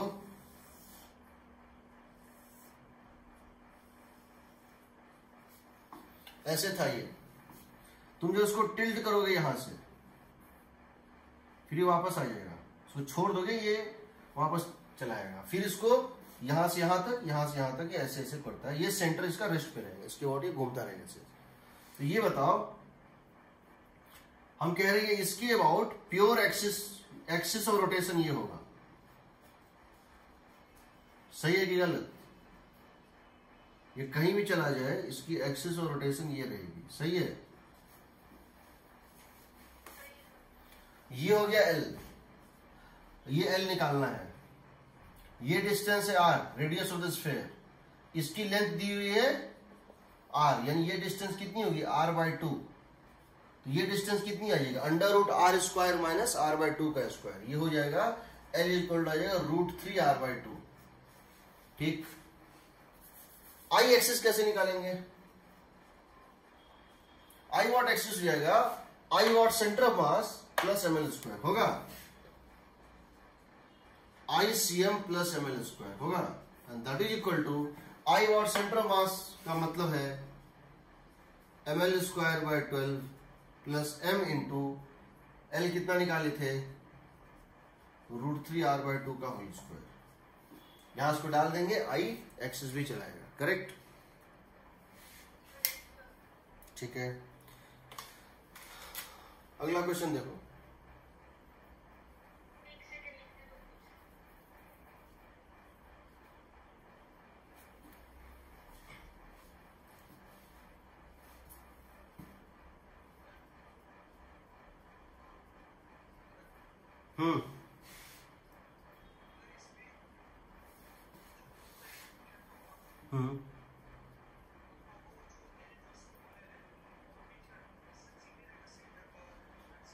हाँ, सेम रहेगा।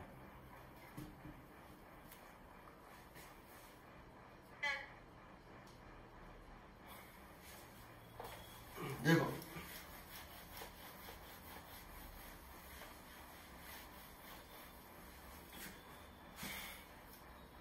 अब दो क्वेश्चन दे रहा हूं, समझना है इन दोनों को। अब दो क्वेश्चन और दे रहा हूं।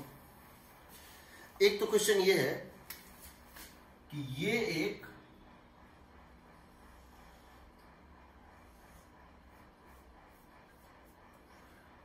हेमीस्फेरिकल सॉलिड है, हेमीस्फेरिकल सॉलिड है,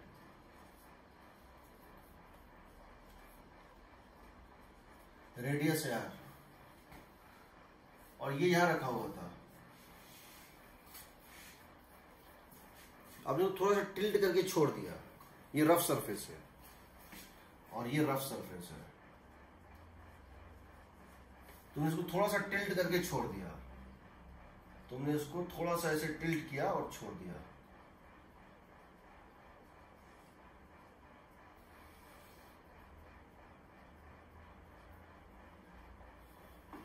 Slightly tilted and left, slightly tilted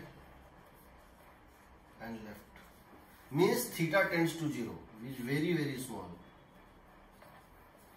ठीक, no slipping skidding,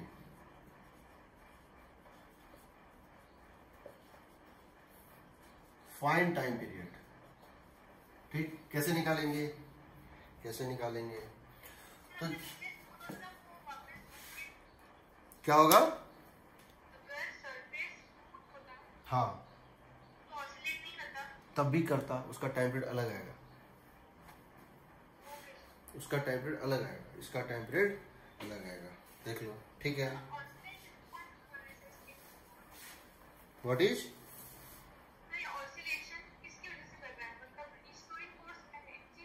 देखते हैं रचना को लगेगा अभी कि नहीं। वो डायग्राम तो बनाए पहले। तो हम ये कह रहे हैं,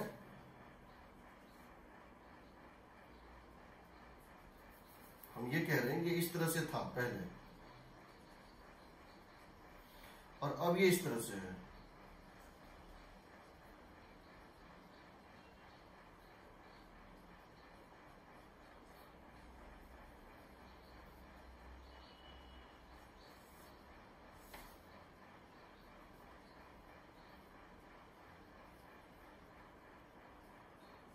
ठीक है, अब ये इस तरह से, ठीक है।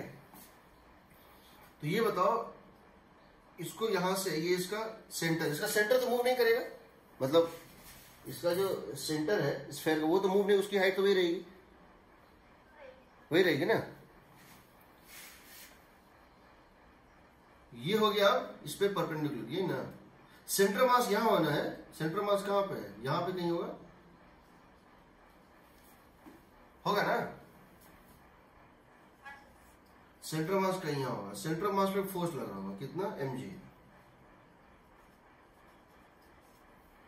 नॉर्मल पॉइंट ऑफ कांटेक्ट पे लग रहा होगा, और बिकॉज ये परपेंडिकुलर होता है, किसी भी स्फीयर पे कहीं ड्रॉप करोगे परपेंडिकुलर, वो सेंटर से पास करता है। एक फ्रिक्शन ऐड कर रहा होगा इस डायरेक्शन में, ये करेगा कि नहीं करेगा? करना चाहिए फ्रिक्शन, और फ्रिक्शन ऐड करेगा तो चलने लगेगा, ठीक है, जो भी है फ्रिक्शन ऐड करेगा। चलो, ये पॉइंट P है, ये पॉइंट P है। हम कह रहे हैं ये एंगल कितना है? थीटा है। हम टॉर्क निकाल लें, हम लिख सकते हैं torque about P, I about P into alpha, लिख सकते हैं,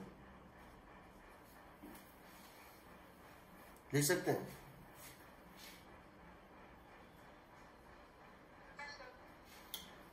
पॉइंट P के अबाउट फ्रिक्शन का टॉर्क 0 होगा, नॉर्मल का टॉर्क 0 होगा, होगा ना।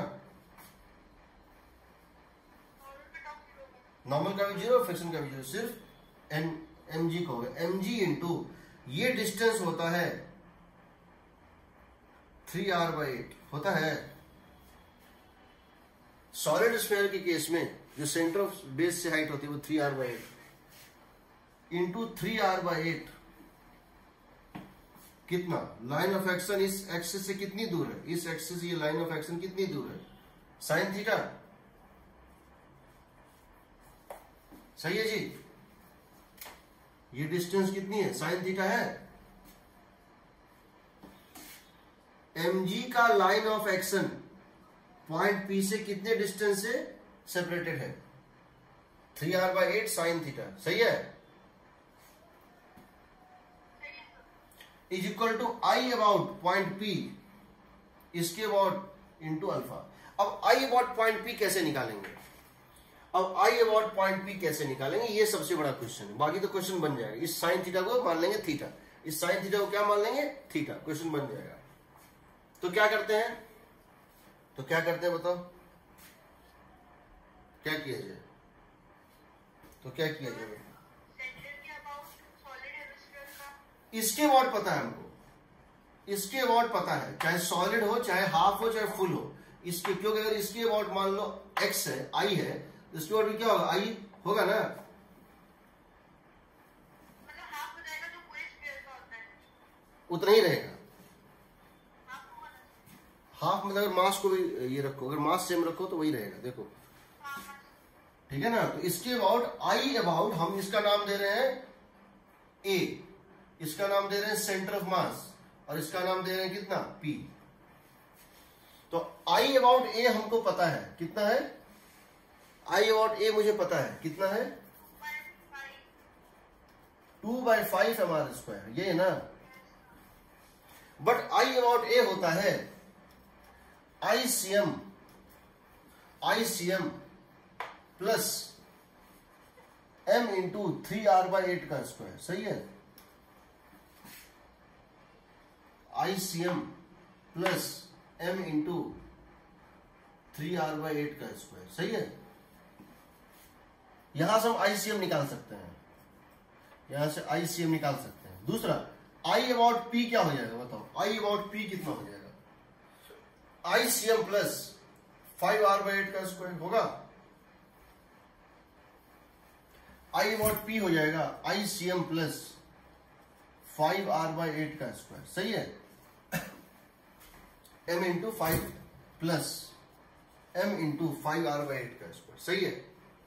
एक काम करते हैं ना, IP निकालना है ना, तो IP इक्वल टू हो जाएगा, यहां से ICM निकाल लो, ICM निकाल हो जाएगा 2/5 mr² minus m into 3r/8 का square plus m into 5r/8 का स्क्वायर हो जाएगा।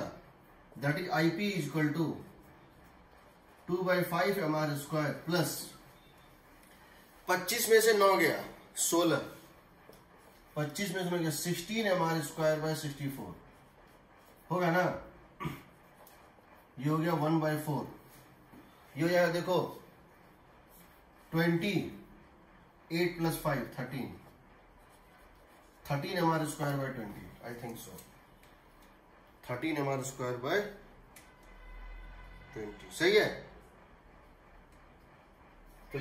तो यहां डाल देते हैं mg into 3r/8 into theta, theta बहुत छोटा है।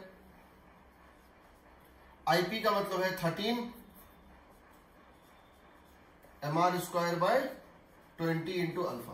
तो यहां देखो m से m कट गया, एक r कट गया, कटना भी चाहिए। अल्फा की वैल्यू आ जाएगी, अल्फा की वैल्यू आ जाएगी, ये और ये काट दो, कितने से? 2 और 5 से। तो कितना हो जाएगा? ये हो गया 2 और ये हो गया 5, ये और ये हो जाएगा 15। अल्फा इक्वल हो जाएगा 15g थीटा, 15g थीटा/26r होगा ना। माइनस साइन दे दो तो ओमेगा कितना हो जाएगा? -15g/26r minus 15g/26r। आंसर यही है। ठीक है। तो ओमेगा हो जाएगा √15g/26r। यही अगर डिस्क होता या रिंग होता तो सिर्फ एक फर्क आता कि सेंटर मास का डिस्टेंस अलग लेते। ये सेंटर मास जो 3r/8 लिए हैं, अगर ये रिंग होता हाफ रिंग तो ये डिस्टेंस होता 2r/π, और डिस्क में या फिर सिलेंडर में कितना होता? 4r/3π। वो अलग अलग होता, बट मेथड यही होगा, मेथड यही होगा। ठीक है। नेक्स्ट क्वेश्चन ले। हम पहले ही बताएं, जब हम रोटेशन पढ़ाएंगे, रोटेशन खत्म होगा उस दिन हम पूरे SHM की केस रोटेशन में फिर से बता देंगे, जितने भी होते हैं। सर ये हेमिस्फीयर करेगा फ्रिक्शन की वजह से, क्या करेगा?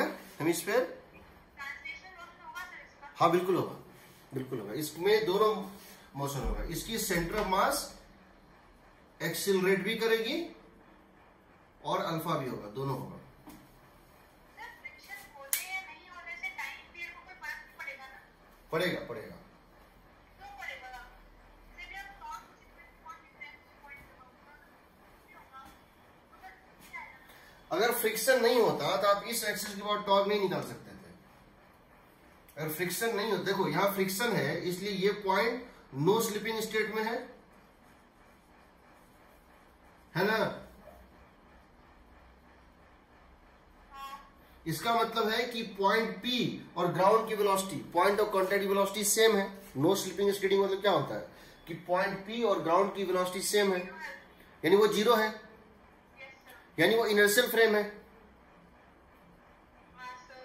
लेकिन अगर ये स्लिप कर रहा होता, ऐसे रगड़ते हुए निकलता, ऐसे रगड़ते हुए, तो ग्राउंड के साथ ये फिसलन होता, तो उस केस में ये क्या होता, नॉन होता इनर्शियल। तुमको यहाँ पे इसका एक्शन निकाल कर सूडो फोर्स भी लगाना पड़ता टॉर्क का।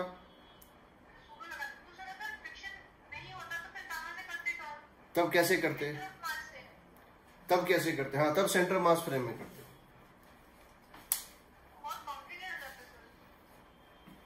हो सकता है जब रोटेशन मारेंगे सब बता देंगे।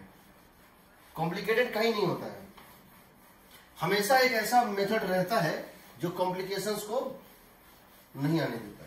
ठीक है, चलो देख लेते हैं एक और कुछ। क्या होगा? हाँ नहीं आएगा। नॉर्मल और फ्रिक्शन का आएगा, नॉर्मल और फ्रिक्शन का आएगा। क्या हुआ?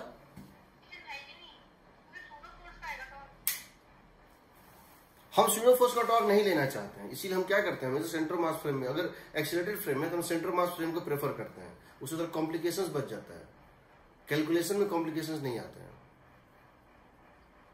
सर एक बात बताओ, अगर फ्रिक्शन नहीं होता उस क्वेश्चन में, तो आपने बोला हम C1 से टॉर्क कंसिडर करते हैं, तो टॉर्क लिखते हैं, तो सिर्फ नॉर्मल का आता टॉर्क। चलो एक काम करते हैं, कर ही देते हैं। Yes sir.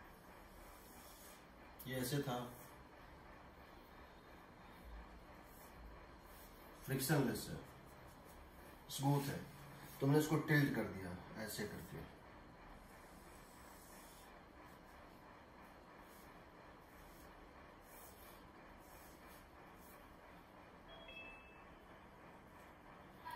सबसे पहले मुझे ये होता है उसमें फोर्स कौन कौन सा लगेगा। mg यहां, नॉर्मल यहां, और कोई फोर्स लगेगा? नहीं लगेगा। तो क्या इसकी सेंटर मास की कोई एक्सीलरेशन हॉरिजॉन्टल डायरेक्शन में पॉसिबल है? नहीं पॉसिबल। यानी इसकी सेंटर मास की, जो सेंटर मास की एक्सीलरेशन, वो एक ही एक्सीलरेशन हो सकती है, वो है नीचे, है ना।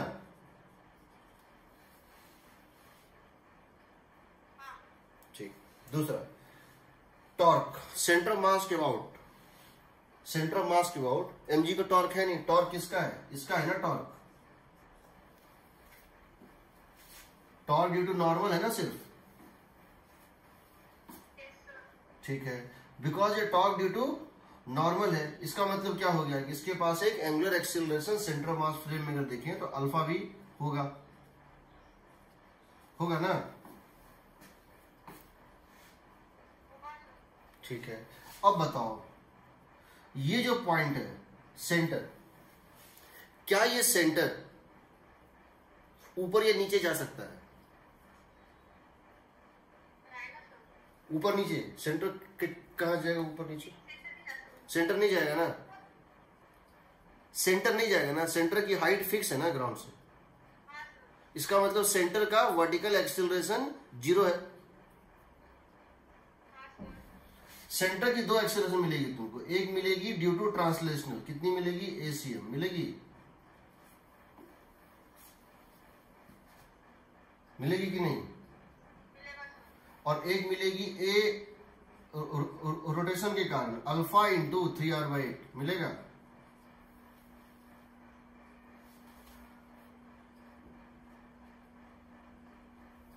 सिर्फ रोटेशन देखो, सिर्फ अगर रोटेशन देखो तो इसकी दूरी यहां से कितनी है, 3r/8 है ना, ऐसे।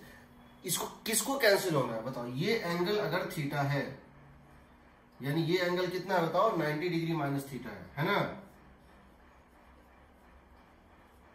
तो कंडीशन क्या है कि वर्टिकल एक्सेलरेशन इस पॉइंट सी की, इस पॉइंट ओ की वर्टिकल एक्सेलरेशन 0 है। इसका मतलब क्या है बताओ? क्या लिख सकते हैं? A c m downward minus alpha into 3r/8 cos 90 degree minus theta upward is 0। लिख सकते हैं इसका? यहां से आ गया अल्फा और इसमें रिलेशनशिप, यहां से आ गया अल्फा और इसमें a c m is equal to alpha 3 times of alpha r/8 sine theta. इसको फर्स्ट इक्वेशन मान के प्रिजर्व कर लो। कर लिए? अब इसको लिखो mg minus normal, mg minus normal is m into ACM। सही है?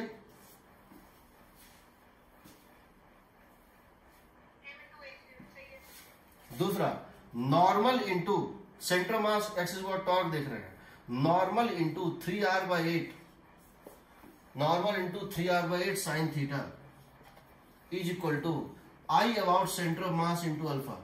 सही है?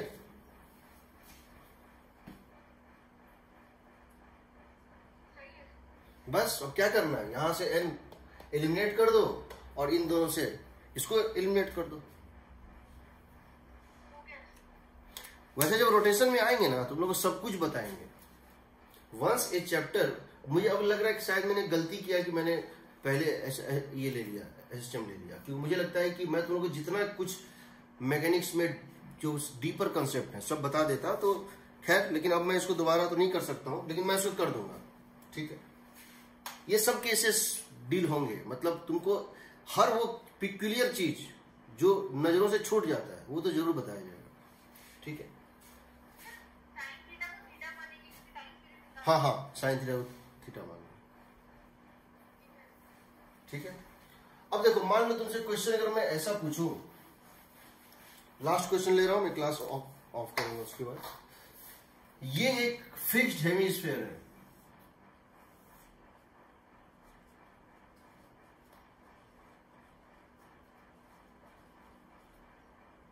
और आपने इसके ऊपर जो है एक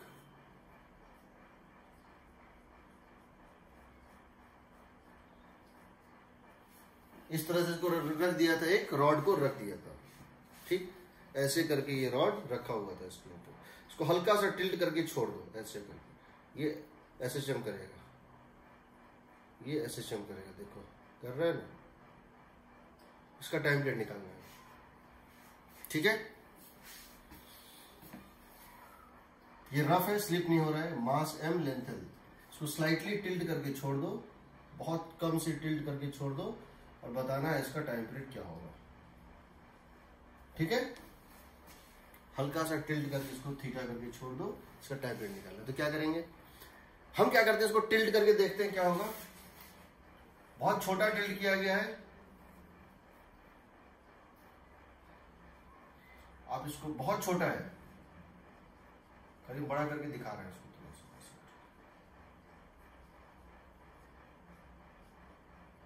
ठीक है? ये जो डिस्टेंस होगा, ये एंगल हो गया थीटा, ये हो गया थीटा। मान लेते हैं इसकी एंगुलर वेलोसिटी है ओमेगा, एंगुलर एक्सेलरेशन है अल्फा, या चाहो तो ये भी कर सकते हो, उसको टॉर्क मेथड से ही बना सकते हैं। ये डिस्टेंस कितनी हो जाएगी? r इंटू थीटा हो जाएगा।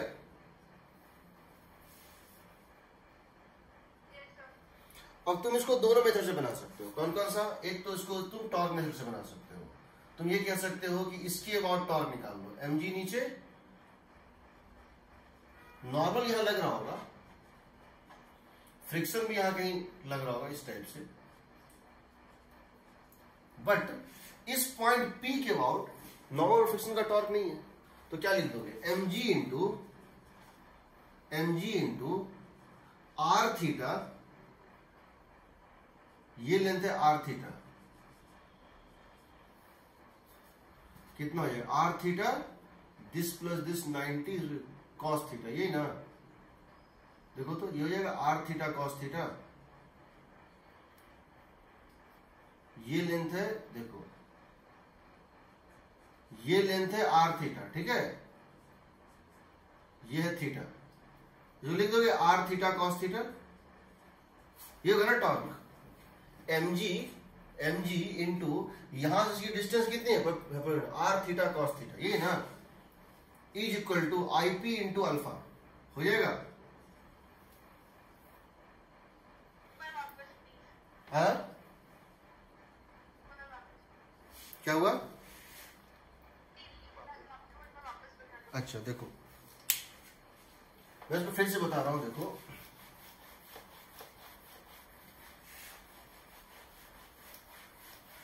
देखो मेरा सिर्फ एक कंसर्न है, कभी तुम किसी चैप्टर को बनाओगे तो तुमसे अगर कोई क्वेश्चन ऐसा जो मैंने पढ़ाया नहीं है उससे नहीं बनेगा तो वो तुमको नहीं लगना चाहिए कि तुमको नहीं बन रहा है। वो इसलिए हो सकता है ना बन रहा हो कि वो चैप्टर भी पढ़ाई नहीं हुआ है। हम ये कह रहे हैं कि ये मेरा एक हेमिस्फेरिकल ये था और हमने यहां से पहले ये पॉइंट ऑफ कांटेक्ट रॉड का यहां पर था और मैंने इसको ऐसे करके टिल्ट कर दिया। हम इसको बड़ा करके दिखा रहे हैं, ये बहुत छोटा टिल्ट है, थीटा बहुत छोटा है, हम क्लैरिटी के लिए सिर्फ इसको बड़ा दिखा रहे हैं। मतलब अब पॉइंट ऑफ कांटेक्ट जो है यहां पर आ गया, जो पॉइंट पहले कांटेक्ट पे था वो उठ गया ऊपर, वो उठ गया ऊपर, जो पॉइंट पहले कांटेक्ट पे था वो थोड़ा उठ गया और एक उसके बगल वाला पॉइंट पॉइंट ऑफ कांटेक्ट बन गया। तो क्या हम ये कह सकते हैं कि ये जो डिस्टेंस है लगभग स्ट्रेट लाइन होगी, ये डिस्टेंस हो जाएगी r इंटू थीटा होगा। mg यहां लग रहा है, ये पॉइंट P है, यहां एक नॉर्मल लग रहा होगा, यहां एक फ्रिक्शन लग रहा होगा, यहां पर एक वेट लग रहा होगा, mg होगा ना, फ्रिक्शन उस साइड होगा, ठीक है जो भी है। तो इस पॉइंट P के बाद हम टॉर्क निकालते हैं, हम पॉइंट P के बाद टॉर्क निकाल लिख देंगे, torque about P is IP into alpha, लिखेंगे ना। तो टॉर्क अबाउट पॉइंट P कितना है बताओ, ये एंगल थीटा है तो ये डिस्टेंस कितनी है r थीटा, तो क्या हो जाएगा बताओ, mg into r theta cos theta, सही है, mg into r theta cos theta, ये होगा cos theta, r theta times of cos theta, जो कि इक्वल हो जाएगा ip into alpha. But cos theta तो 1 है, थीटा टेंड्स टू 0 है, तो कॉस थीटा 1 है, तो mg इंटू r थीटा, ठीक है, इज इक्वल टू ip कितना बताओ। अब ये डिस्टेंस नेग्लिजिबल है समझो, यानी जो सेंटर ऑफ मास और p लगभग आसपास है, ये हो जाएगा ICM into alpha, because centre of mass and p are very near, p और सेंटर ऑफ मास बहुत नियर है, तो इसका मतलब ये हो जाएगा mg into r theta is equal to ICM का मतलब है, ICM कितना होता है बताओ, ml स्क्वायर बाय 12 ना, अल्फा, यहां से अल्फा कितना आ जाए बताओ, m से m कट गया, 12 GR by L square into theta with minus sign, agreed.